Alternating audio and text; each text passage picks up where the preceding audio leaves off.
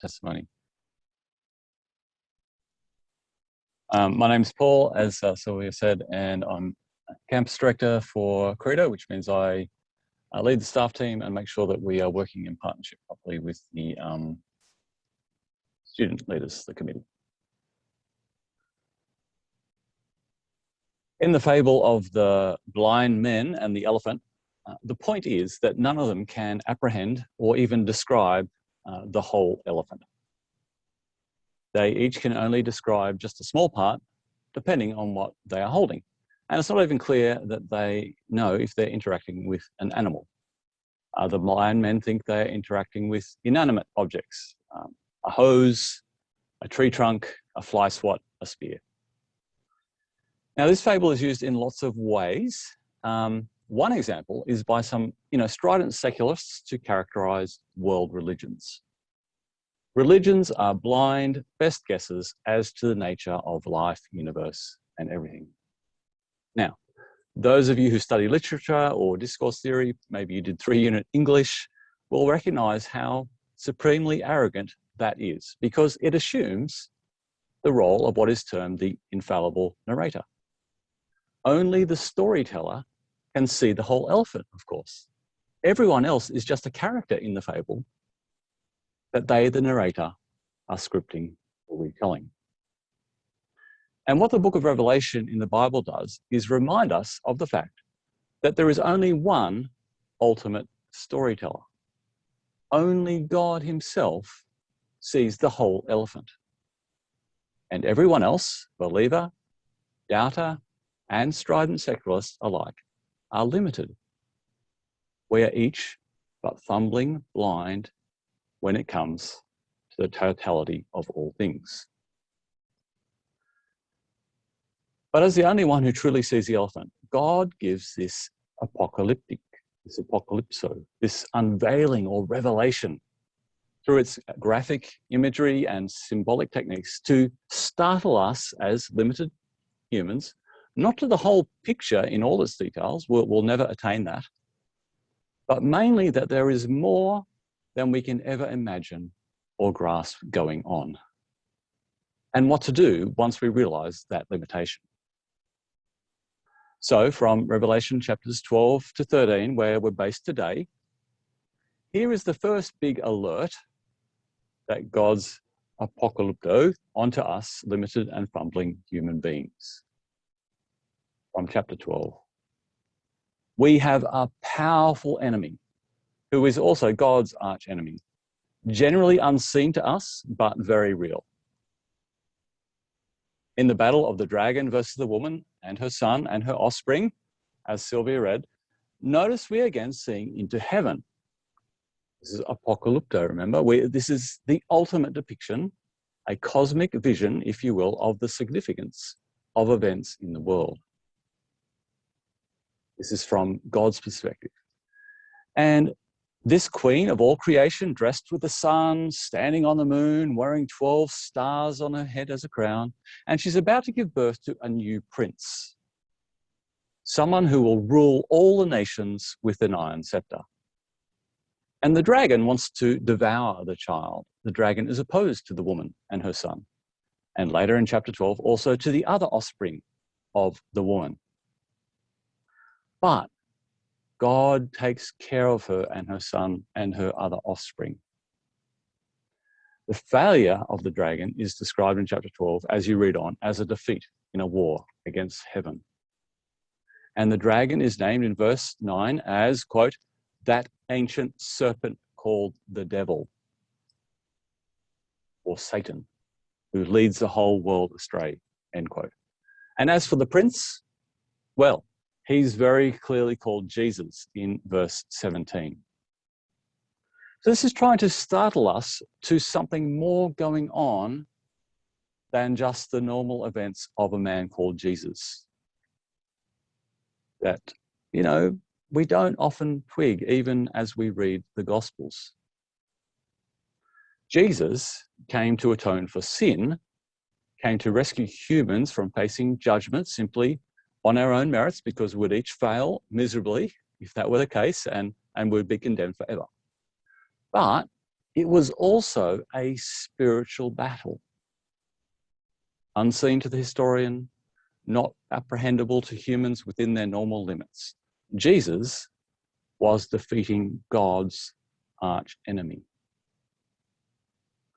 Put poetically, if the prince to rule all nations was born as one of us in order to make us fit for heaven, he was also born to cast out the dragon from heaven.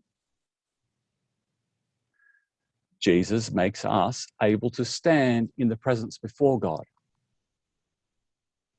And Jesus makes Satan, the great accuser, doomed before God. So, in the unveiling going on in Revelation 12, we still don't see all the details, do we? We have limits still. For example, we're not told where the dragon came from, or how, or when, or why. The Bible never explains the origins of evil as an intruder into God's good creation. But in our human limits, the one who does see the elephant is alerting us that we have a cosmic, unseen enemy who is also his enemy and whom he has defeated in Jesus and one day will doom forever. Until that day of final doom, the devil mainly turns his attention from God, because he's been chucked out of heaven, to those who now know God by following Jesus. And so as you go ahead, and I hope read the rest of Revelation 12 and 13, the devil is constantly accusing the Christians before God and trying to deceive them that he has something to accuse them of. But the Christians keep testifying to the blood of the Lamb. They keep saying that Jesus' death on their behalf is sufficient to deal with any dirt that the devil might have on them. And they keep saying that even up to the point of death. So, for those of you thinking about becoming a Christian, like Angela did, or maybe you have become a Christian, you need to reckon with this unseen enemy. You need to count the cost that you are about to enter, or if you're a Christian, you are already in a spiritual slanging match. This is how the slanging match goes. The devil trying to shame you, whispering into your secret thoughts that you are unworthy of Jesus, that you are a hypocrite, reminding you of stuff that you're not proud of or that you struggle with. That's one side of the slanging match. And the tactics in this situation are simply to boast of Jesus, to bring honor to his name. And you can boast in Jesus that he has already received the ultimate slander from when I slandered others, or that Jesus hung naked for you already, which is what I deserved, wasn't it, when I used others' naked bodies as simply my viewing pleasure. Or you can boast that the only thing of value Jesus owned, his seamless garment, was stolen from him as gambling loot because I have thieved from others and cheated on things. And so whatever accusation, the devil's accusations are null and void when we boast in Jesus. Here's a couple of the verses from Revelation 12 expressing this battle with our unseen enemy. For the accuser of our brothers and sisters who accuses them before our God day and night has been hurled down. They triumphed over him by the blood of the Lamb and by the word of their testimony. That's the slaying match. The devil accusing us, trying to shame us, and us boasting in Jesus right back. His death was enough.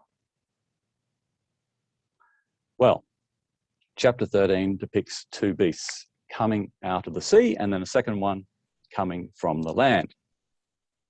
And what we read in chapter 13 is what is taking place on earth. Humans worship the beasts. People recognize the beasts as powerful. They are enraptured by the beasts and follow them. It's a little like last week where we saw this kind of complement between earthly and heavenly realities, between human and spiritual dimensions. This seems to be what's happening in chapters 12 and 13. Chapter 12, focusing on the unseen spiritual realities, our accuser, the Satan. And chapter 13 is on the seen earthly realities. The first beast, for various reasons I won't go to now, probably corrupt political power. And the second beast, probably representing false religion and idolatrous deception. In other words, these are the kind of things that we can study. We do know about the Third Reich, don't we? Things that we can observe through history. But also, like last week, it's not like the seen and the unseen don't interact. It's not like they're completely separate realities. But rather, these chapters are unveiling to us what we, left to our own devices, don't tend to see by ourselves, which is this connection between the unseen enemies and the seen enemies. And it's made quite obvious in chapter 13. We see the overlap in chapter 13 in several ways. We see it in the location between the dragon and the beast. Chapter 13 ends with the dragon standing on the shore of the sea, that is, between the sea and the land. And guess what? Where does the first beast come from? From the sea. Where does the second beast come from? Verse 11, from the earth. We also see the overlap in terms of the characteristics between the dragon and the beasts. The first beast is said to have 10 horns and 7 heads, exactly like the dragon, with 10 crowns on its horns. The dragon had the crowns on its heads. The second beast, again, it had 2 horns like a lamb, and it spoke like the dragon. So who or what are these beasts? And this is where the 4 ways of reading Revelation, the resource paper that I shared last week, is so vital. So if you missed that, please ask for it at the end of today. Maybe when we do the talkback form, just put a comment in the talkback saying, paper please, or Paul's resource, and I'll email it to you. A preterist reading. Preterist reading will see these beasts as someone like Emperor Nero. Rome was built on 7 hills and was a world power. So it's the first beast has 7 heads. Like Rome, it was built on 7 hills.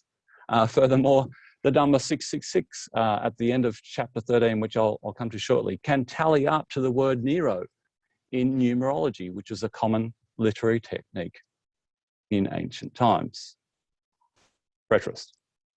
I'm going to do historist and futurist together. They see these beasts as individual figures that Revelation is prophesying will come one day. And so, ever since, we've had predictions from historicists and futurists of who these beasts are. And just in my short lifetime, the ones that I can remember, the several world figures, including the Ayatollah Khomeini from Iran and Pope John Paul II, have been labelled by futurists as the second beast. The 4th way of reading Revelation is called the idealist reading, and it's the way I read Revelation. These beasts are symbols representing enemies of humans, and especially Christians, in any and every age of the last days between Jesus' first coming and his second coming. And so they are human systems and ideologies which deceive people to the truth of God and Jesus. And all of our political idolatry through history, and even at the moment, is beastly, isn't it? For example, seeing mere human leaders as these saviour figures and messiahs with every hope stored up in them, it's so enslaving. Any human-generated value that keeps us blind to the realities of God and his prince born to rule the nations is something that humans fall in love with, isn't it? But they deceive us, whether that is philosophical materialism, with its offshoots like naturalism and evolutionary theory, which excludes absolutely the possibility of God's agency in creation, or something like capitalism without restraint and its offshoots like consumerism and the pain-pleasure ethic, where the goal of life is your own individual happiness with a biased preference, the absolute value of your inner feelings. Such political ideologies and corrupt religious idolatries are the things humans have always invested to keep God out of their lives. And perhaps some of us here today even lean into such things more than we worship Jesus. So, be startled, folks. Be startled. That's what it's all about. All inhabitants of the earth will worship the beast, all whose names have not been written in the Lamb's book of life, the Lamb who was slain from the creation of the world. Whoever has ears, let them hear. If anyone is to go into captivity they will go. If anyone is to be killed with the sword they will be killed. This calls for patient endurance and faithfulness on the part of God's people. So, we have powerful seen enemies, but we cannot defeat them on ourselves, especially because we often don't see them as enemies.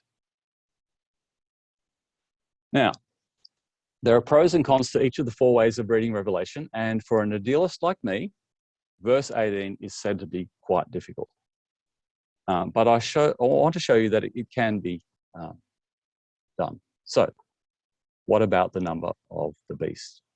Chapter 13, verse 18, in the NIV reads, "This calls for wisdom, that the person who has insight calculate the number of the beast, for it is said, for it is the number of a man."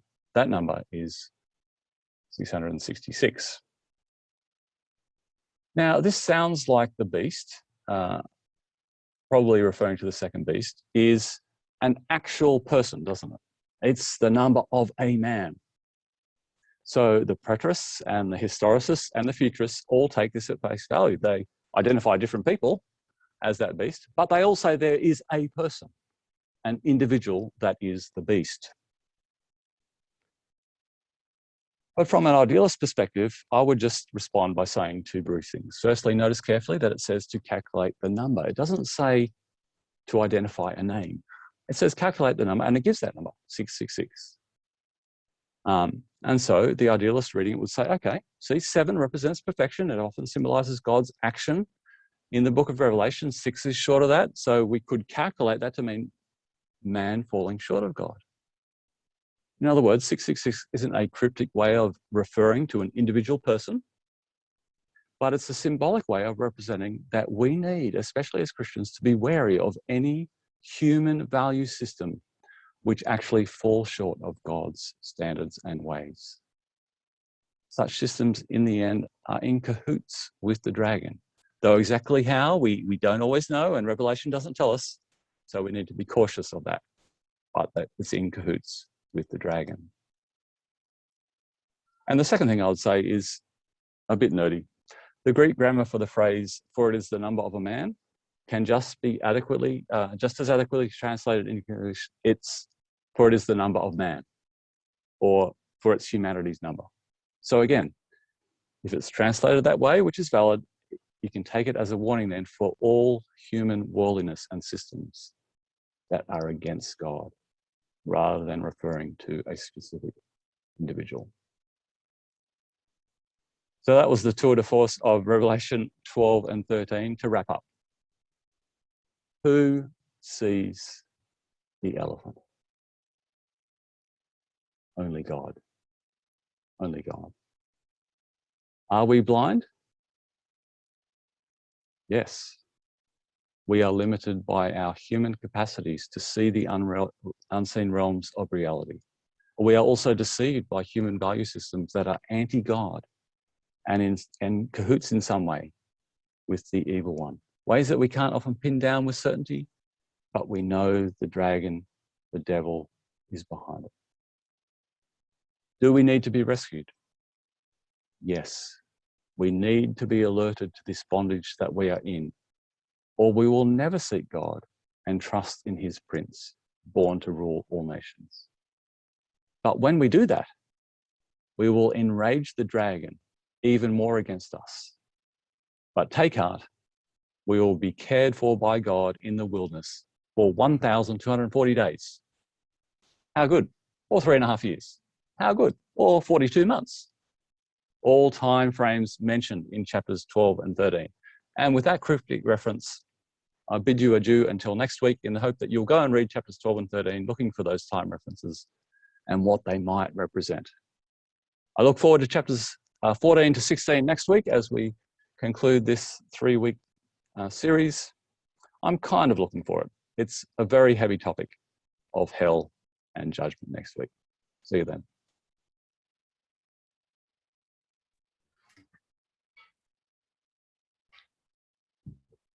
Thanks, Paul. That was such a good talk about Revelations and knowing who the beast is, but how we don't need to be discouraged because we have Jesus on our side. Now we have some announcements. So we have the AGM coming up on the 27th of September in the evening. There'll be more details coming soon. You're more than welcome to come, but if you do want to participate, you have to be a member of Credo, which you can sign up for at credo.org.au/membership. There is a current deal on for membership from now until the 7th of September, where it's only just $1 to sign up. So I really encourage you to do it because $1 is, wow, it's hardly anything. The next announcement is a Plus event, which will be Where is God in a World of COVID? This is an opportunity for everyone who has ever, thought maybe why is COVID happening or what's God's plan through this, to come and just hear some thoughts and answers from the Bible. It'll be on week 7 on a Tuesday from 12 to 1 p.m. and then Thursday from 5 to 6 or Zoom, which is the time now that we just had. So be sure to invite your friends and to come along if you can. Now we're going to have a talkback form, which I believe should be there. Scan the QR code, or I think maybe Damien will put the link in the chat. If you could just fill that out, please, for us, that'll be super helpful.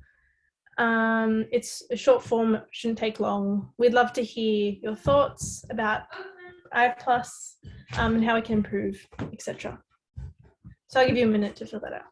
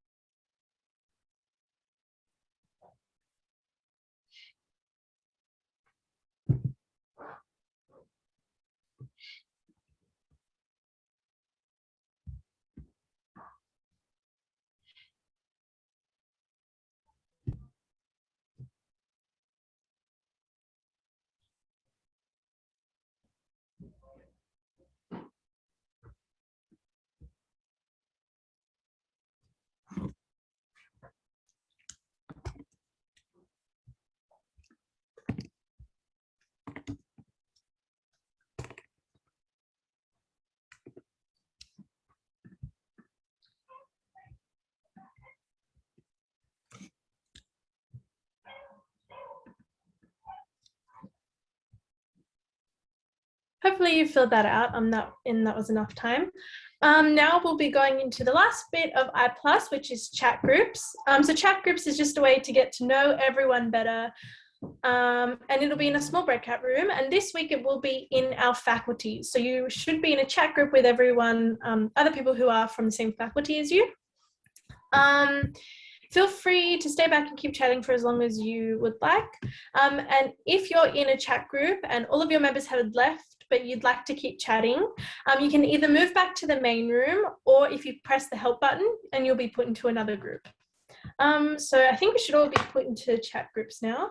Thank you everyone for coming. Yeah, keen. Hopefully we get put in groups soon.